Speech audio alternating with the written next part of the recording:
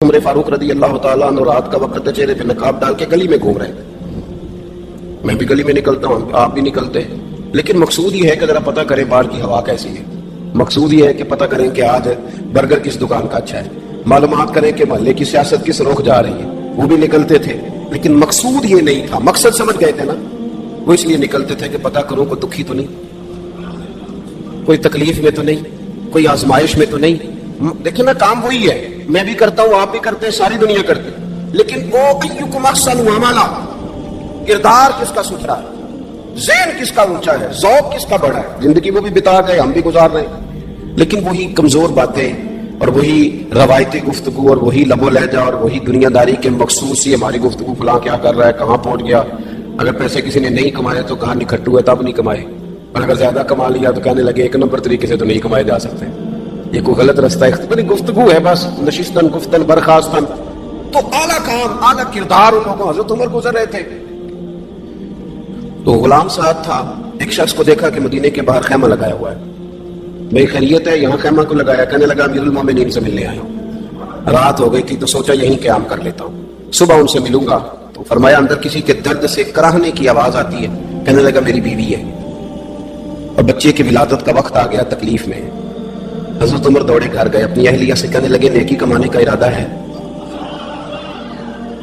اس نے کہا ہے. مقصد سمجھ گئے تھے نا وہ لوگ, بالکل ہے. فرمایا جو ضرورت کی چیزیں ولادت کے وقت ہوتی ہیں لے لیں, کچھ گھی لے لیا, کچھ چنے لے لیے, کچھ ضرورت کی چیزیں لے لی, خاتون کو ساتھ لیا. یہ خاتون اول کی بات کر رہا ہوں میں خاتون اول کی بات کر رہا ہوں. حضرت فاروق اعظم رضی اللہ تعالیٰ عنہ امیر المومنین ہے. حضرت عمر نے اپنی اہلیہ کو ساتھ لیا, جہاں وہ شخص تھا وہاں آئے. اہلیہ نے حضرت عمر کے ذمہ کام لگایا, آگ جلا لیں, یہ تیل لے لیں, فلاں فلاں چیز گھی میں ڈال لیں, بنانی شروع کر دیں. فاروق اعظم نے ہاتھ کے اندر پکڑا ہوا برتن, چمچہ, ڈوئی بھی آخ لی تھے, پنجابی ہے نا, تو وہ کام کر رہے ہیں, چلا رہے ہیں, آگ جلا رہے ہیں. خاتون اندر ڈیوٹی کر رہی.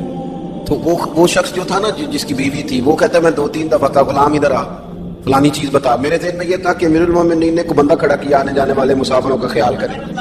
میرے ذہن 2-4 دفعہ میں نے اپنے لفظوں میں بات بھی کہہ دی, لیکن جب اندر میرے بچے کی ولادت ہوئی تو اندر سے میری بیوی بولی اور حضرت عمر کی اہلیہ بولی اور بول کے کہنے لگی امیر المومنین مبارک ہو, آپ کے دوست کو رب نے بیٹا دیا ہے.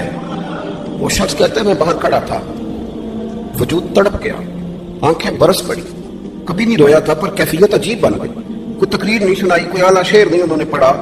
میں نے یوں لے کر ان کے سر سے پاؤں تک دیکھا. میں نے کہا یہ وہی شخص ہے جس کا نام لے تو کیسر و کسرا کانپ جاتے ہیں, یہ وہی شخص ہے. میں نے جمعے میں کہا تھا کہ روب کپڑوں کا نہیں ہوتا, روب تو دیانتداری کا ہوتا ہے. ہاں, بڑا مال کما کے لوگوں نے بنائی ہوتی ہے, کار کوٹھی تو بندے کھڑے ہو کے کہہ دیتے ہیں 2 نمبر طریقے سے آئے. اور 13ویں-14ویں گریڈ کا ملازم ہو تو اس کے سامنے بہت بڑا افسر ڈر رہا ہوتا ہے, یار بندہ دیانتدار ہے, یہ رشوت نہیں لیتا, سفارش نہیں مانتا, یہ میرٹ پہ کام کرتا ہے. تو روب تو آپ کی دیانتداری کا ہے, آپ کی سچائی کا ہے. اپنی زندگی میں جو لوگ مقصد سمجھ گئے, مقاصد پا گئے, کچھ کر گئے, ہم ذرا الجھ گئے ہیں. پہلے اتنا شاندار مکان بناتے ہیں, پھر مرنے کو کس کا دل چاہے. اتنی محنت کر کے جو ہے وہ کوٹھی بنائی ہے تو اب چھوڑ کے کون جائے. وہ تیار بیٹھے تھے. انہیں نبی کریم نے کہا تھا کن فی الدنیا کانک غریب او عابر السبیل, تم نے مسافروں کی طرح رہنا ہے.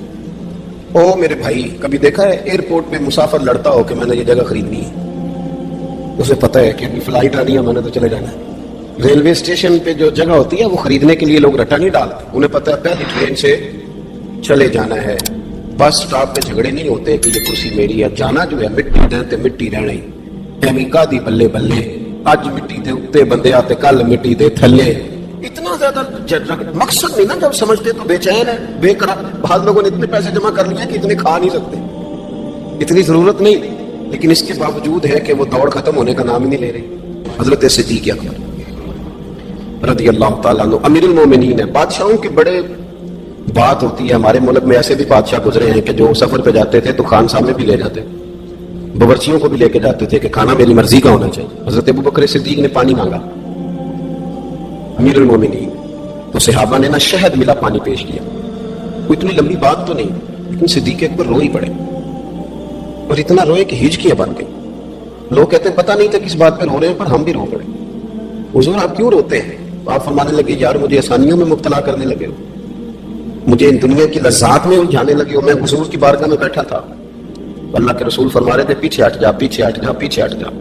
میں نے پوچھا حضور آپ کس کو کہہ رہے ہیں؟ تو حضور فرمانے لگے دنیا میرے پاس آئی تھی، وہ قریب کرنا چاہتی تھی مجھے، تو میں نے اسے کہا پیچھے ہٹ جا، میرے نیڑے نہ آنا، دور ہٹ جا۔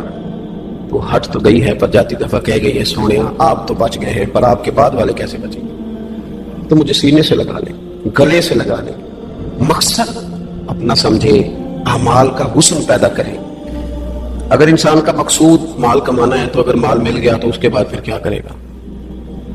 کسی نے طے کر لیا تھا کہ بہت بڑی گاڑی اور بہت بڑا بنگلہ مجھے چاہیے، تو وہ بنگلہ اسے مل گیا، گاڑی آ گئی۔ اب تو مقاصد کیونکہ طے نہیں ہوتے، تو جو چیز انسان چھوٹا سا مقصد طے کرتا ہے وہ اسے حاصل ہو جاتا ہے۔ میں نے ملک سے باہر جانا ہے، گھر سیٹ کرنا ہے، ساتھ والا پلاٹ لینا ہے، ہو گیا سارا کچھ، تو اب وہ پھر انسان بے چین ہو جاتا ہے، پریشان رہتا ہے، کہتا ہے سمجھ نہیں آتی مطلب مقصود کیا ہے۔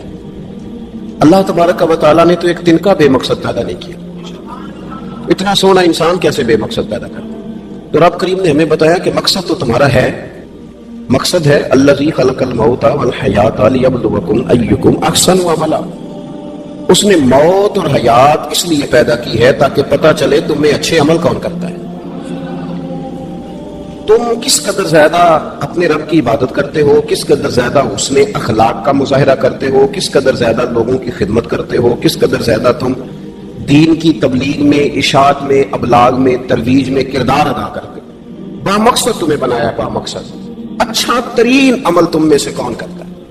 اس لیے موت اور حیات پیدا کی تھی کہ تم نے ستھرے سے ستھرے اعمال، بہتر سے بہتر کردار، اعلیٰ سے اعلیٰ تمہارا انداز زندگی۔ دیکھیں ہم نے لوگوں کے ساتھ مل کے رہنا ہوتا ہے، بہت ساری چیزیں ایسی ہوتی ہیں کہ جو تکلیف کا سامان بنتی ہیں۔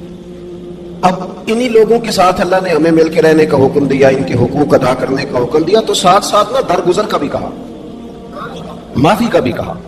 جب انسان معافی کر دینے والا ہو جاتا ہے، درگزر والا ہو جاتا ہے، تو پھر وہ بڑا ہو جاتا ہے، بڑے دل والا ہو جاتا ہے، بڑے حوصلے والا ہو جاتا ہے، بڑے ضرب والا ہو جاتا ہے، اس کی زندگی حسین ہوتی۔ تو یہاں آئے تھے کچھ کام کرنے، وہ جو ہم نے مقصود بنائے تھے نا، مطلب اچھے کپڑے، اچھی دنیا داری، اچھی گاڑی، اچھا موبائل سیٹ، وہ چونکہ مقصود نہیں تھا تو ان چیزوں کے حصول کے باوجود بھی لوگ پریشان ہیں۔ مقصود یہ تھا کہ بہترین عمل، سونا عمل، اعلیٰ ترین عمل میرے رسول پاک صلی اللہ علیہ وسلم کے غلاموں نے نا وہ عمل کر کے دکھایا۔ اعلیٰ ترین مزاج رکھتے تھے اور اعلیٰ ترین خدمت، یعنی لوگ ان کا کردار دیکھ کے نا، کردار اور عمل دیکھ کے، ہم تو لمبی تقریریں کرتے ہیں، باتیں کرتے ہیں، بڑا کچھ بتانا پڑتا ہے، لیکن وہ بس تھوڑا سا نا لوگ ان کے پاس اٹھتے بیٹھتے تھے، آتے جاتے، اتنی دوڑ ہے کہ آگے بڑھ کے اور لینا ہے، اور لینا ہے، عالم مزید کا رٹا، وہ سمجھ گئے، ہم نہ اڑے ہوئے۔ بہت سارے لوگ ایسے ہیں جنہیں صحیح بات کا پتہ چل گیا ہے، وہ فیصلہ کرنے میں دیر کر رہے ہیں، انہیں سمجھ آ گئی ہے کہ بہتر یہی ہے کہ میں وقت پہ مسجد آیا کروں، انہیں سمجھ آ گئی ہے بہتر یہ ہے کہ سویرے اٹھ کے نا واٹس ایپ بعد میں دیکھوں، پہلے قرآن پاک کی زیارت کر لیا کروں۔ سمجھ انہیں ہے، سمجھ ہے کہ باتیں زیادہ کرنے سے بہتر ہے درود و سلام زیادہ پڑھا جائے، پتہ انہیں ہے، فیصلہ نہیں کر رہے، ارادہ نہیں بنا رہے، توجہ نہیں کر رہے۔ جب بہت زیادہ بندہ دنیا داری میں الجھ جاتا ہے نا، بہت زیادہ، آسانیاں تو بندے کو جینے نہیں دیتی۔ پہلے انسان کہتا ہے کہ موٹر سائیکل ہو جائے نا تو چلو سفر آسان ہوگا، پھر موٹر سائیکل کہتا ہے ٹائر 2 ہیں، 4 ٹائروں والی ہونا، چلو مہران ہی ہو جائے خیر ہے، لیکن مہران میں بیٹھتے ہی اسے خیال آتا ہے کہ اس کی تو سیٹیں تنگ ہیں، پھر اس سے بڑی گاڑی چاہیے۔ یہ روز دوڑ ہے، بان فقیروں کسے نہیں ماریا اے ہوئی چور اندر دا، یہ دوڑ ہے، یہ ختم۔ حضرت ابوبکر صدیق رضی اللہ تعالیٰ عنہ امیر تھے، ہمیں تو نا جی ایک سے ایک کھانا، اور آج یہ نہیں کھانا، آج میری مرضی کا کھانا، یہ میری مرضی کا، یہ میرے بچے کی مرضی کا، یہ فلانے کی مرضی کا، وہ خواہشات کا انبار۔ اور نفس بچے کی طرح ہوتا ہے، خواہش پوری کرو تو فوراً دوسری بھی بتا دیتا ہے، دوسری پوری کرو تو تیسری کی بھی خبر دے دیتا ہے۔ ہم نا جو کہ الجھ جاتے ہیں، پھر وہ الجھاؤ ہمیں باہر نہیں نکلنے دیتا۔ اگر تھوڑا تھوڑا کر کے، میرا مطلب یہ ہے کہ زندہ رہنے کے لیے روٹی کھانی ہے نا، مثلا روٹی کا لطف کتنی دیر ہوتا ہے، جتنی دیر منہ میں چباتے ہیں، اس کے بعد ختم۔ تو کپڑا تو پہننا تھا بدن چھپانے کے لیے، اس میں وہ کدھر سے آ گئی ساری کہانیاں جو آج بن گئی۔ اور اتنے میں نے عجیب و غریب نظام دیکھا ہے کہ نوجوان ہے، اچھا بھلا سیانا آدمی، کپڑے اس نے تازے سلوائے ہیں اور 99 لوگوں نے کہا صحیح لگ رہا ہے، صرف ایک نے کہا نہیں ٹھیک لگ رہا ہے، وہ پریشان ہو جاتا ہے، کہتا ہے اس کا کچھ کروں، کیوں؟ اس لیے کہ یہی سارا مقصود سمجھ لیا ہے، کپڑے پہننا، اسی میں الجھ جانا. میں اکثر دوستوں سے کہتا ہوں، میں خود کسی دوسرے کی بات نہیں کرتا، بہت زیادہ عمر نہیں میری، میں خود جایا کرتا تھا. شادی کوئی آ گئی تو 2-3 دن پہلے ابا جی کہتے تھے پرانے جوتے کچھ گنڈوا لا، کچھ پالش کرا لا، توڑے میں ڈال کے جانا موچی کے پاس، اس نے کچھ سیٹ کر دینے. اب کہاں رہ گیا جی یہ کام؟ چھٹی نہیں ہو گئی. اب کون سا ایسا سلسلہ ہے؟ وہ جو کہیں سے کپڑا تھوڑا پھٹ جاتا تھا نا تو اماں اس کو اس طرح پیوند کراتی تھی کہ ڈیزائن بھی بن جاتا تھا اور کام بھی چل جاتا. کدھر گیا وہ دور؟ لیکن تکلیف دیکھ لیں آج پہلے سے زیادہ ہے، لڑائی پہلے سے زیادہ ہے، آزمائش پہلے سے زیادہ ہے. کیوں؟ جتنی بھی خواہشات آپ بڑھاتے جائیں گے نا مقصد فوت ہوتا جائے گا. جتنی بھی مقصود سفر کرنا ہے، گاڑی دکھانا تو مقصود نہیں ہے، لیکن ہمیں وہ والی گاڑی چاہیے کہ لوگ ایک دفعہ انگلی منہ میں ڈالیں کہ وہ اس گاڑی پہ بیٹھا ہوا ہے. ہم مقصد سے پیچھے ہٹیں گے جب پھر تکلیف میں آئیں گے، پھر آزمائش. زندگی میں ہم نے جو چیزیں مینج کی ہیں وہ ساری دوسروں کے لیے، ہمارے لیے کوئی شے بھی نہیں. ولیمے پہ گئے تاکہ برادری راضی ہو جائے، تعزیت کے لیے گئے تاکہ محلہ راضی ہو جائے، فلانا کام کیا تاکہ لوگ جو ہیں وہ میرے حق میں ہو جائیں. ساری زندگی دوسروں کے لیے جی کے گزار دی، اور آپ نے 99 نیکیاں کی، ایک خامی آئی تو لوگ تو وہ تھے جو پھر بگڑ گئے. بہتر نہیں بندہ رب کو ہی راضی کرے. واللہ ورسولہ احق ان یرضوا، اللہ اور اس کے رسول کا زیادہ حق ہے کہ انہیں راضی کیا جائے. ان کا زیادہ حق.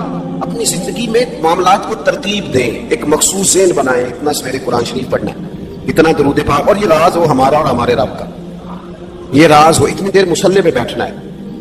میرے ایک دوست سے ڈاکٹر صاحب میں بیٹھا تھا تو وہ ایک شخص کو کہہ رہے تھے تیرے دل میں کچھ باتیں ہیں نکال دے تاکہ تیری ٹینشن ریلیز ہو جائے، تیری صحت ٹھیک ہو جائے گی. تو بندہ کہہ رہا تھا اچھا ٹھیک ہے ڈاکٹر صاحب. تو میں نے کہا کہ اگر آپ اجازت دیں تو ایک بات میں بھی کر لوں.